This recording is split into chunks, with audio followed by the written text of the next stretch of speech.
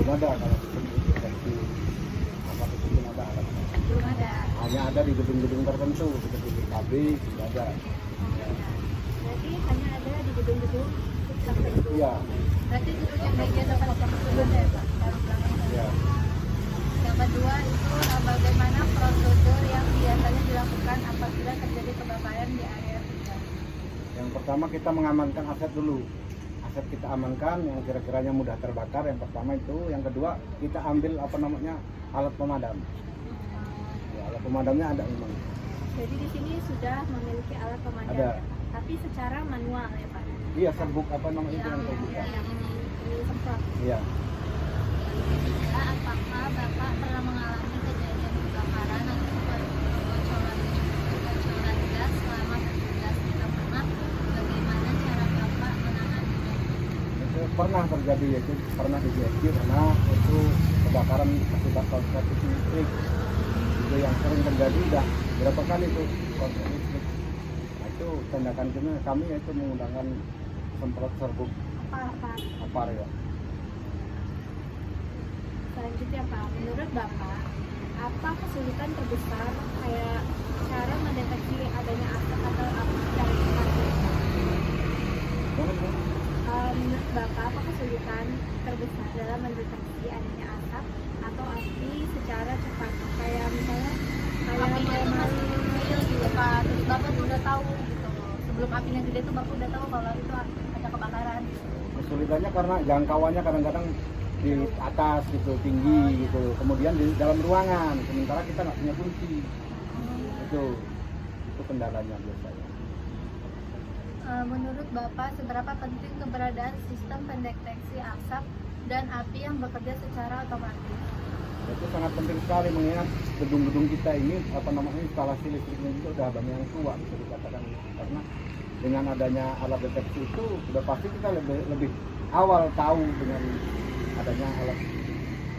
Selanjutnya, jika sistem ini dapat mengirimkan peringatan langsung ke ponsel Bapak, apakah hal tersebut akan membantu pekerjaan Bapak?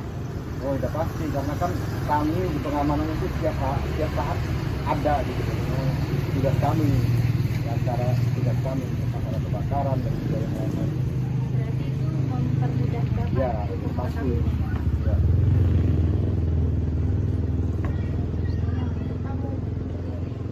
Terus fitur apa yang menurut Bapak paling dibutuhkan dalam mendeteksi asap dan api? Kayak misalnya fitur alarm, lampu indikator yang kedap-kedip itu Pak, Ya. atau notifikasi yang ada di ponsel, atau semuanya itu penting menurut Bapak? Kalau menurut saya semuanya penting itu, apapun itu intinya kami udah tahu kalau itu sebuah tanda gitu. Apakah Bapak merasa mampu mengoperasikan sistem berbasis teknologi seperti aplikasi di ponsel atau komputer? Kalau bisa mampu misalnya. Menurut Bapak, apakah sistem ini perlu disertai pelatihan khusus bagi petugas keamanan? Oh, perlu dong, karena kan belum tentu semuanya paham gitu ya, harus ada sertifikasi supaya lebih memahami gitu. Jadi butuh pelatihan khusus ya? Iya. Dan terakhir, bagaimana pendapat Bapak tentang penggunaan teknologi seperti smartphone dan fire alarm system untuk meningkatkan keselamatan di lingkungan kerja?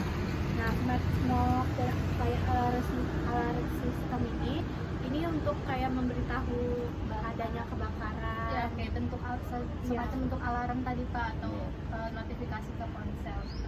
Bagaimana pendapat Bapak? Apakah mendukung? Bagus itu sangat bagus sekali karena kan mendeteksi secara dini gitu loh untuk terjadinya kebakaran. Dengan adanya itu kita akan lebih mudah mengetahui titik di mana yang terjadi kebakaran tersebut. Ya, sangat membantu ya Pak. Iya. Baik Pak, mungkin cukup itu aja pertanyaan dari kami. Terima kasih banyak ya Pak. Ya, Sudah sama-sama. menjawab pertanyaan kami. Ya, sama-sama. Terima kasih ya Pak.